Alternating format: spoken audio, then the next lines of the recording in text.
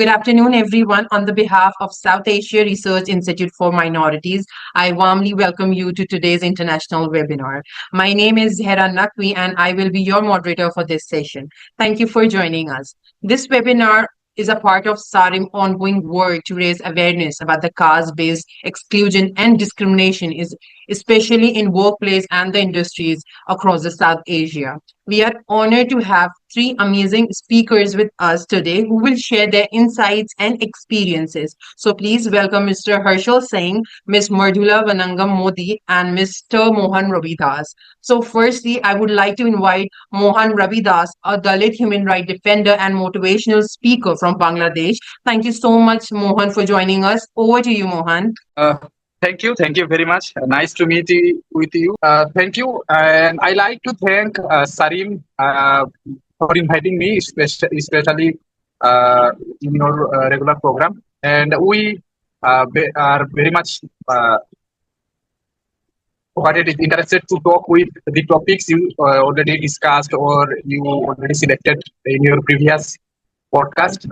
Thank you again. And first of all, I like to thank again the topic you already selected. It's very crucial, and it is time to talk about this. And in most of the time, we frequently discuss the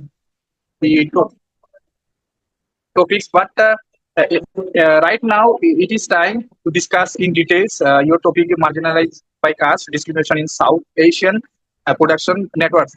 That means what type of discrimination our Dalit communities, our socially excluded communities are facing in supply chain management, production sector, formal job sector, also informal job sector.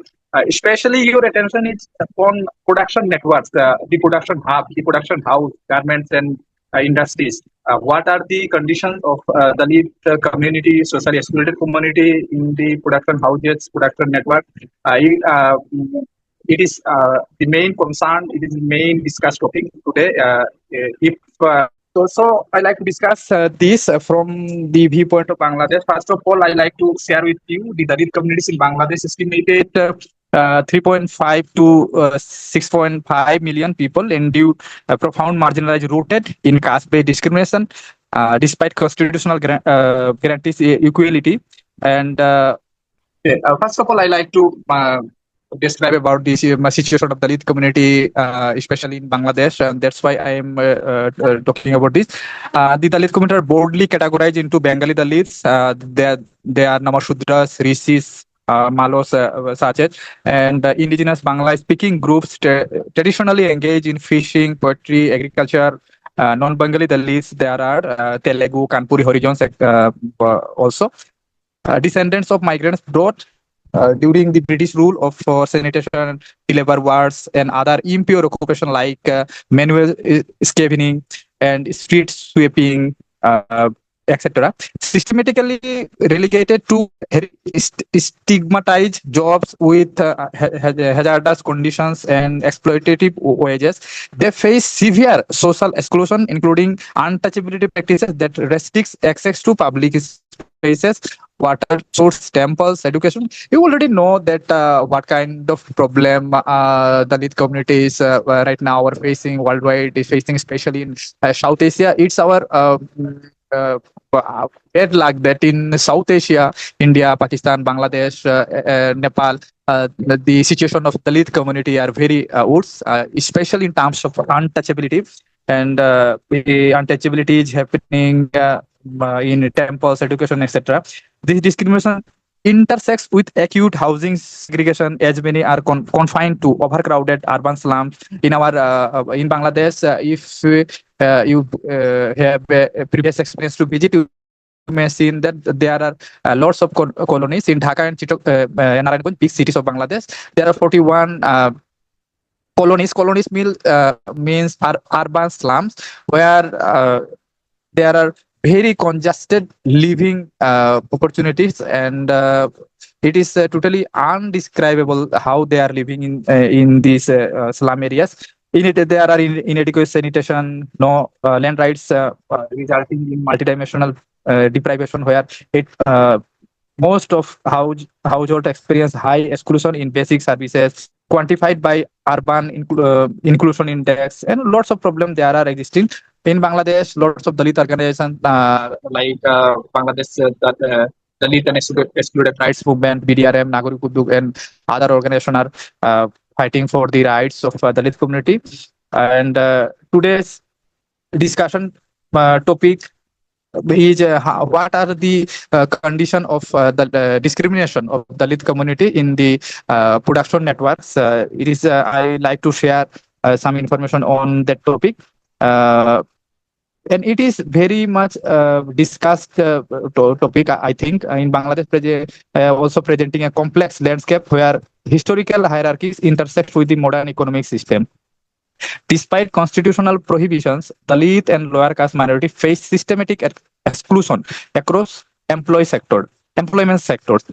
Occupational segregation and labor exploitation, if I say discriminatory job, there are discrimination in job allocation. Dalits in Bangladesh are predominantly confined to polluting occupations like street cleaning, sewer maintain, waste management, rule historically imposed by caste hierarchy. In Dhaka alone, approximately 1 million street cleaners are often working without adequate safety equipment.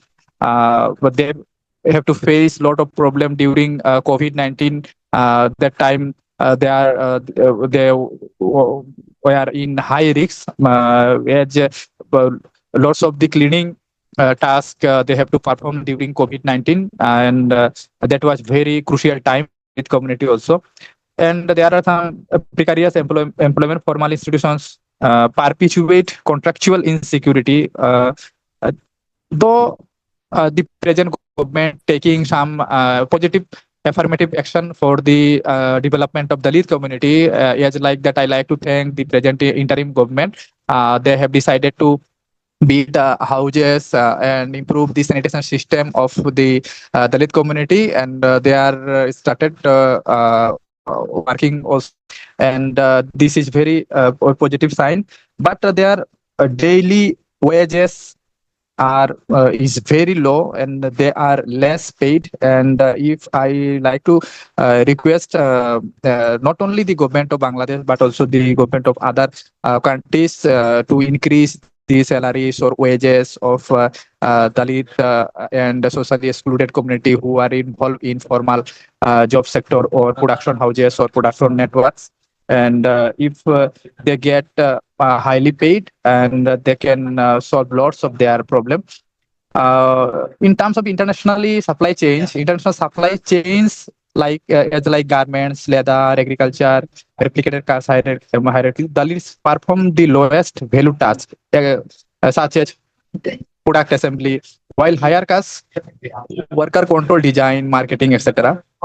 Studies show 80% of bonded laborers in South Asian industries are Dalit or indigenous people. It is very much unfortunate that the in the production houses, in the garments or big production houses, Dalits are chosen to perform the lowest or worsen job, and our mindset is that Dalit are born only for doing such a low paid job, only for doing the lower class job, only for doing the less hierarchical job. It is our bad mindset. My time is over. In terms of workplace harassment and social exclusion, I want to say that approximately 59% of Bangladeshi Dalit report workplace discrimination, including segregated facilities, prohibitions on touching others' belongings, exclusion from communal spaces we are facing here. Many must use separate transport, dining areas, or work spaces. It was seen previously, but the situation is improving nowadays. There was a time when I was studying in school, my teacher didn't beat me or with me because of I am untouchable boy. I am from the Dalit community. There are some water ponds and water tank from where we have to take water. Our communities were totally prohibited to take water from some specific water taking places. Anyways, moving ahead, thank you, Mr. Mohan, for explaining everything regarding Bangladesh oppressed groups in workplace. Many thanks to him. Next, we have Ms. Mrudula Vanangamudi. I hope I am pronouncing your name correctly. She is an advocate from India with expertise in right-based legal work. Her work centers on caste discrimination, labor work, and focuses on helping marginalized communities get justice. So, welcome and over to you. Thank you. So it's nice to be a part of this. I'm very honored to be invited to such an esteemed webinar panel. So I have a presentation to share actually. Actually, a lot of experiences from India coincide with what Mohan from Bangladesh was speaking about. But there are more, I'd like to speak about this more in terms of a little bit more philosophically, and then I'll back that up with a little bit of data. I'll take about 10 minutes, 10 to 12 minutes, hopefully. Sure. I'm just going to share something now. Just a Yes, second. you can share it. So we'll start with work and caste. So the entire caste system, what it tries to do is control who does what work. That's the primary way of controlling how people grow and develop in their lives. So work, philosophically speaking, is a very powerful experience for people.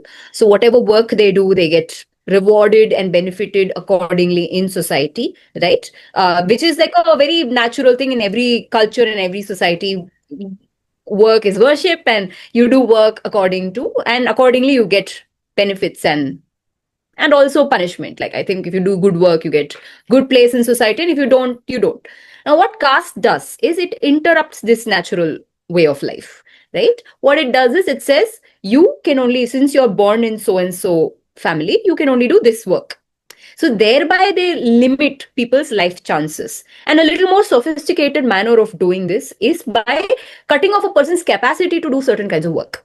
There are two things. Either if you have capacity and you want to do work, they say that no, you're so and so, you cannot do this work. This work is for somebody else. And on the other hand, they're also trying to, in very systemic ways, curtail your capacity to do certain kinds of work.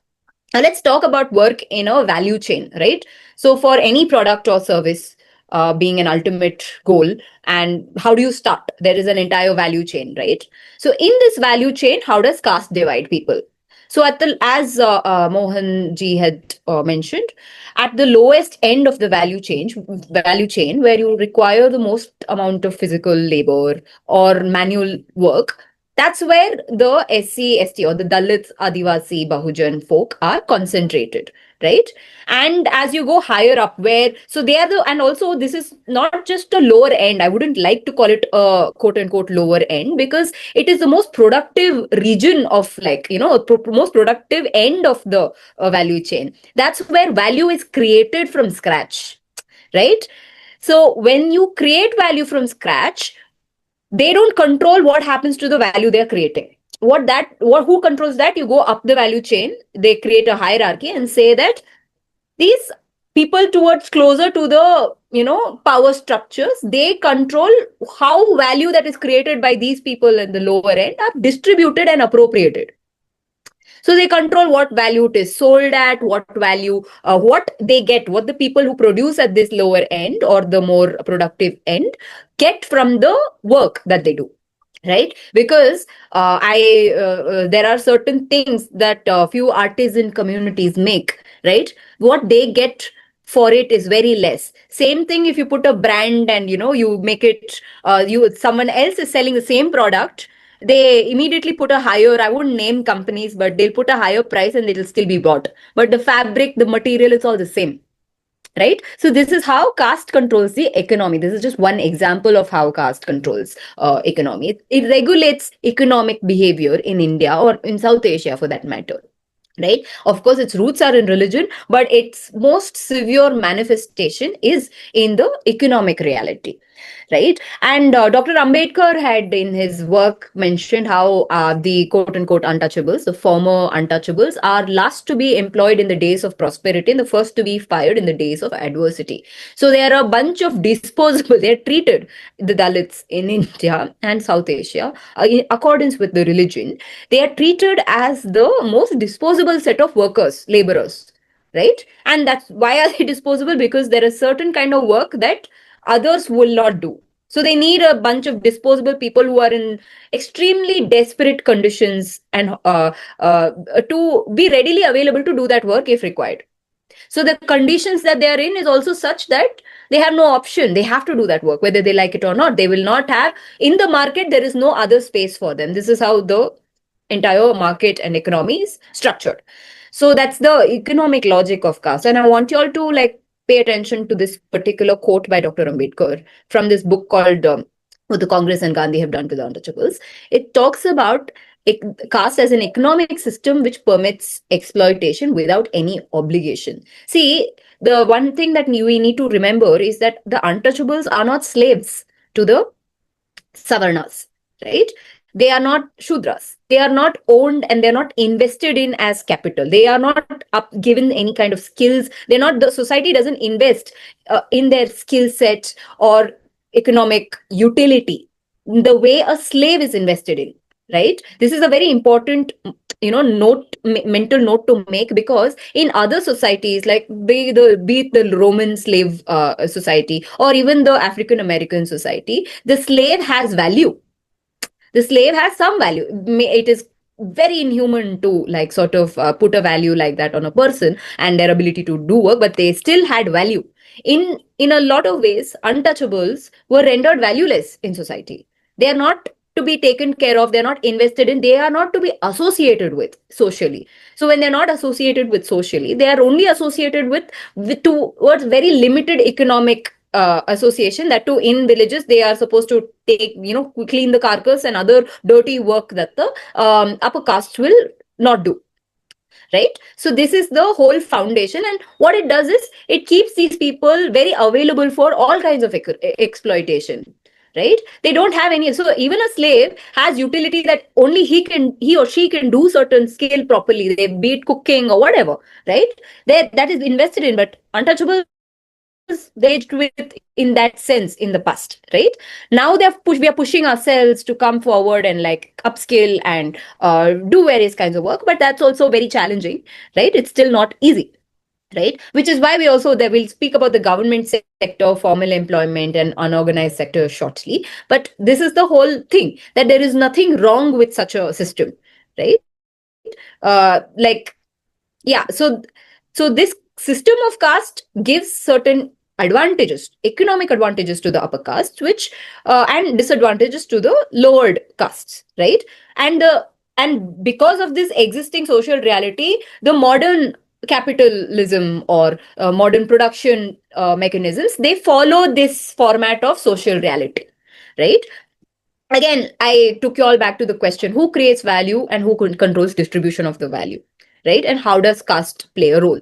And I gave an example of the same. There's a scholar called Hari Bapuji who's done extensive work on this as to how value is created and how the value is distributed by Savarna people. Most Savarnas are available in the managerial position. Decision making power in any organization or firm is usually with them, right? And even when Dalits are a part of this economy, they participate to a very limited extent, only to be of limited use to the value creation, but there is very limited decision making powers, right? And also that format just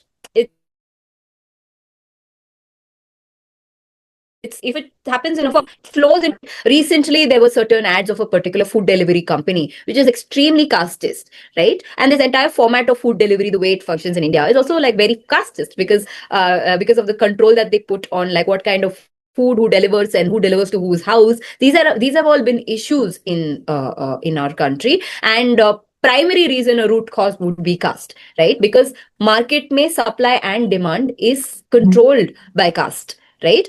And for example, who dictates what is supplied and to what extent? All of those things has a caste logic in India, right? For example, I can give you a very, very basic example. There is certain kind of food only the Brahmins or the priestly caste eats, right? And the way they'll spread rumors about that food is that no other caste will bother with that particular vegetable, which is actually nutritionally very healthy. This used to be the kind of practice that they followed in certain local regions, right? So rumors, all of this stuff, it's through caste. And also there's a particular time which is rendered auspicious in India. That's when like a lot of business happens on business related to gold and all these fancy things, like, like, so why does that happen and how that is connected to caste? Who dictates those times, right? Those kinds of things, right? All of that has caste is an invisible hand in Indian markets, which is an undeniable reality. And how do Dalits participate in this one? Like Dr. Ambedkar's quote that I just read about, they are very grudgingly included in this market because some activities nobody else will do. That's where any activity that nobody else is willing to take up, that's where in every industry, every field, that's where Dalits and Adivasis and Bahujans are concentrated, right? Nobody else wants to do, and it's called adverse inclusion, which means they'll include them because they are cheaper. So for a particular role, if a priestly caste person will demand like a so-and-so salary, a Dalit might do it at half the rate, which is the reason they will be employed at all.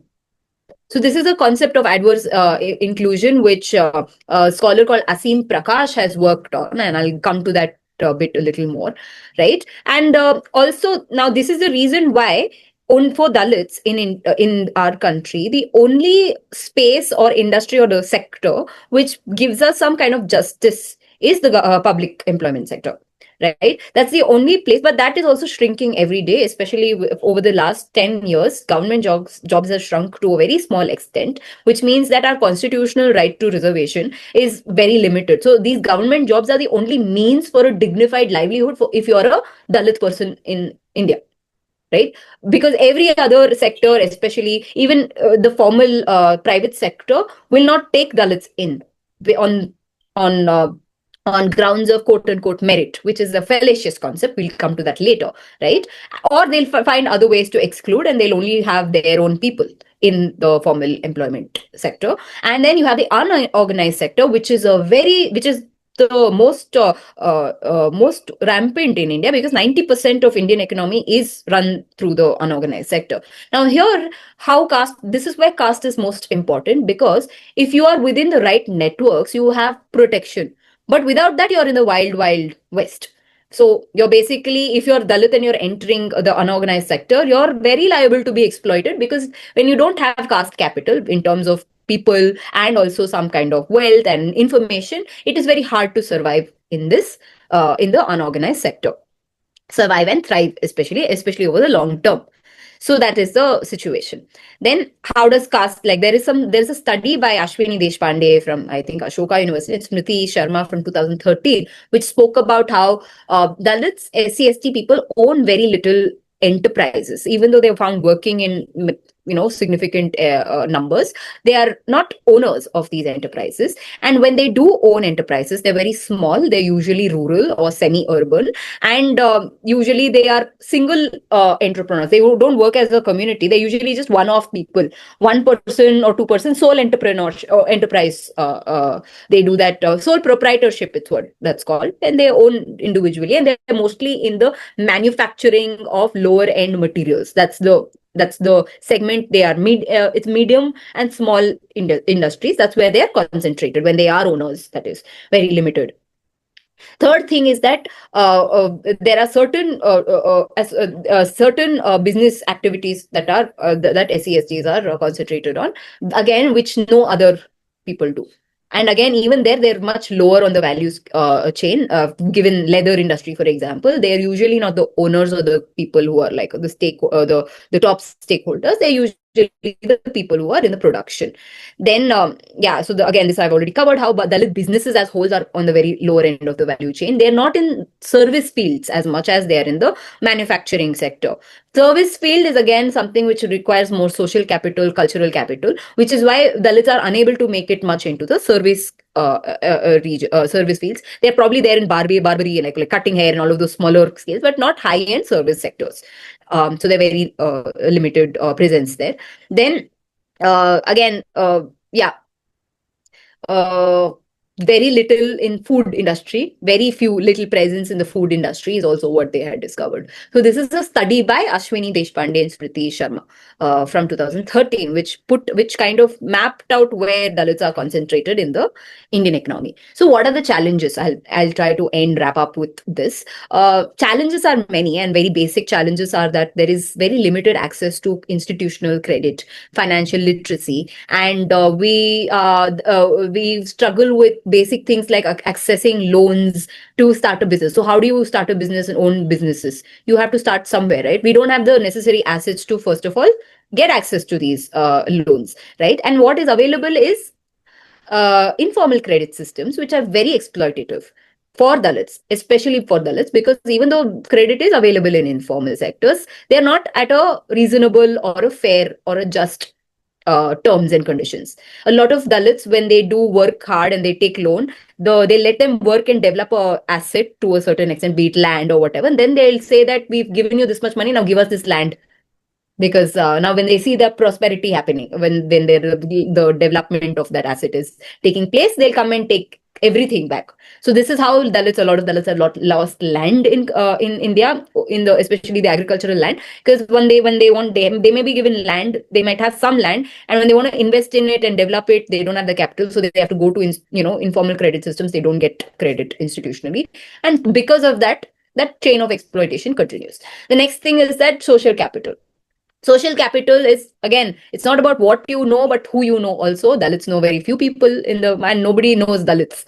So it's very difficult to access social capital, to access venture capital funds, for example. All of those things, there is just no access. It's very limited sources of funding through that. And also limited labor. Like people will not work for you because if they know your caste. Right? Only your community can work for you, and your community may not have the necessary skills in order to, serve and, develop something. And the people with the skills will only work, they'll either be extremely expensive, or they will not, they will only give their services and skills, render their skills to someone else. Right? So this is how it happens. And there was also an RBI study, the Reserve Bank of India did a pilot study as to how much of businesses start with capital that is like most of the business when they start off, they rely on their family network funding. They get funded through their families and close networks. They don't go through banks immediately, right? So that is never available for Dalits. It's very difficult, right?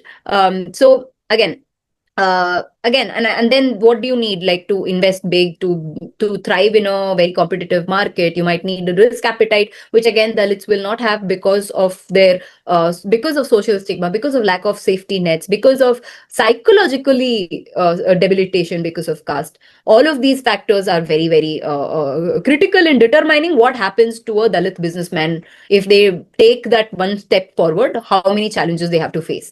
Lastly, market access. Say you've covered all of this, you've somehow found funding, you found some social capital, you have people to work with, but then when you enter the market, you don't get market access. You won't get buildings that you want. You won't get the space that you want. You'll probably, if you want to start something in a prime locality, you will not get access to that, right? And you'll have like small difficulties which curtail and like maybe just demotivate you. You just want to give up and not continue doing anything, right? So it's they're somehow pushed, and it's also a constant, like, you cannot hold positions of power for too long. They just quickly like push you down this thing. They'll come by your company. All kinds of things happen, right? People will not work for you fairly, or they might cheat you. You're most likely to be more vulnerable to financial crimes. So Yeah, so these are all issues that take place. That once you enter the market, it's not easy to sustain yourself in a very hostile market, because even if you push yourself, it will be hostile. Your work and your labor will not earn you the same kind of rewards that other people get from the same kind of work and labor. So these are the these are the more I'm sorry, it became a little bit academic, but this is the, yeah. Thank you so much. I am amazed by your work. Thank you for that powerful talk. Your presentation was clear and well articulated. Thank you so much. Finally, we have Harshul Singh, an early career researcher and graduate of SOAS University of London. His work focuses on history, power, caste studies, and the field research in South Asia. He's passionate about inclusive academic work. Welcome, Harshul. Over to you. Thank you, Zehra, and thanks to both Mohan and Mrudula. Wonderful, honestly. I have taken down many notes for myself also, and I think I would like to answer and like some wrap it back and again come to my narration. I think very thanks to Mohan, very real, very raw, and very visceral, I would say. And what makes me think is also the fact that Dalit or marginalized experiences across South Asia share a similar thread in some sense. The idea of marginality, the idea of exclusion, very, very personal experience. Mohan also shared, really empathetic. But these are very over geographies, surprisingly, and I think that's how maybe also Dalit lives are. I'm a Dalit myself, and how I relate, how I see it, more familiar understanding in that sense. It just touches a lot of threads across, and I think it's very well put. Also, like Mrudula, I think very well put. Also said about access to jobs. I think this also I urge, and I think I also come across to think epistemologically how you think who has access to jobs, who gets to be it, and in the sense of the fact that who gets employed and who is being, like when we talk about supply chains, when we talk about these aspects, of work relation and production networks. I think, of course, for South Asian larger case, caste and gender would have a lot of determinant role to play. So again, I think I would like to also come back to Mrudula's aspect, when you're talking about access, access to jobs, and I think it's very well put, thinking epistemologically, like who has access to jobs, and who is employing and who is being employed, and doing so in larger South Asian discourse. Here, caste and gender has a very determinant role. Again, nobody else wants to do it, but also the fact that who is being made jobs. I'm talking about the jobs, the lower rungs, which Dalit and Adivasi and Bhujan people have been doing for ages, sanitation and led on. So who is also made to do these jobs, and I think that's really also that really tells us all about the capital market and these production networks, how they surface and how they sustain themselves, how they maintain their networks in that understanding. And again, here caste logics becomes more what tells us about this unorganized sector also. And I think also like well put by Mohan in sense that there's a lot of vulnerability for Bahausan Adivasi people, because again there's a lack of psyche that over generation we share. There's a lack of cultural capital, there's a lack of knowledge capital, there's a lack of enough insurance and enough information in our lived realities and lived lives. So I think it translates into a more vulnerable scene when actually these people are operating, working, and executing these jobs. I think I would like to really bring in this aspect of Sangamuli. I think I'm pronouncing it a little wrong. It's a practice in Tamil Nadu in the southern India where hey, I want to tell you about how supply chains become very effective and caste networks. In this particular practice in southern India, in predominantly remote villages, young girls who are yet to reach an age of adolescent, they are recruited. It's in a more governmental scheme, a more administrative aspect. They are recruited in sense, that these girls would be trained, they would be made skilled in sense of being labor and other works, and they would be earning entrepreneurial money from the work they would be doing. That's again something that happens under one roof in a supply chain. They would be recruited, they would be made into a skill set worker, and they would be given the money that they are making from their entrepreneurial work so that they can collect dowry for their own work. But all this process, again, it's a very problematic process. The circles back into loop in itself. But what's very problematic is that most of these girls that are brought into the system, brought to this very insidious mechanism, are Dalit girls, and they are being put into this very vulnerable situation. They're exposed to harassment. They're exposed to non-dignified working conditions. And again, most of these girls who are coming to and who are forced and imposed into these networks is Dalit women. Again, because the family has lack of enough capital support, and they are then pushed into a circumstantial push into these works. And I think it reflects about how these supply chains, these market networks, or these production networks maintain caste in some sense. And again, when we talk about accountability, when we talk about any reparation in these aspects, is something less often explored. How economic factors, again, as I said, if Dalit families lack enough capital in themselves, that's how these young girls were being pushed into. But also, as we see for the ESG frameworks in major environmental, social, and governance frameworks in a lot of administrative and companies who work in who that's something very that's very hypothetical, I don't believe that's ethical sourcing, and that's very hypocritical in themselves. In this ethical sourcing, caste is never a determinant. Caste is something never a factor of how you are sourcing, how you're working, how you're executing, what guidelines you're giving, or what is the accountability status for you all. So caste does not surface as a factor determinant for any apparatus of readdressal in these works. So again, this tells about that here caste is a mechanism that supports and sustain your production network, these practices. And again, there's nobody else. Mrudula also pointed out there's nobody else to do, but also the fact that nobody else made to do these works. It's again the one at the lower rungs at the marginal level who is kind of inflicted and more exposed to these vulnerable working things. And I think I would not take much of your time also, but working in supply chains, I think we can also quote it as something caste change, something how that is so sophisticatedly repackaged and so sophisticatedly maintained in some sense, where of course people and Bahujan women and Adivasis are exposed to this. It's a very lack of support for themselves. Now, I think not just only nowadays. I think also recalling Mohan's argument, we are seeing a lot of union support for ourselves, for our people in that area of engagement, where we see Dalit and Adivasi Adhikari Manch and all, so that they are coming together to provide a safe space and to ask for a readdressal or some sort of reparative mechanism and application. But I think there's a long way to go to hold accountability for what's being faced and what's being lived and what's being inflicted upon caste communities and gender communities. I think there's a long way to go in sense about holding accountability and holding true mirror in that senses. But I think this whole the caste logic is not something cultural that any administration, or of course not just South Asian administration, but for any global MNC company can evade into ethnic binaries. These are not ethnic binaries. These are much lived and much angry realities of our time. So I think I would like to just pause on that, but I think wonderfully explained through Mrudula and Mohan, very real and very raw, I would say. That's how it makes more intrinsic in that. So yeah, over to Zehra. Okay, yes, thank you. Thank you, Harshul, for your valuable contribution and for highlighting such important points. A big thank you to all our speakers for taking the time and to share your thoughts and experience. I'm truly amazed by your depth of your knowledge. Thank you for such an engaging and informative session. And thank you everyone who joined us today. Caste discrimination in workplace is a serious issue, and we hope this session helped us to learn more and feel inspired to take action. Please follow SARIM on our website and social media to stay updated for the upcoming events. With that, we close this session today. Thank you, goodbye, and take care. Thank you too also for arranging this program. Thank you so much. Thank you so much. Lovely being on this panel. Thank you.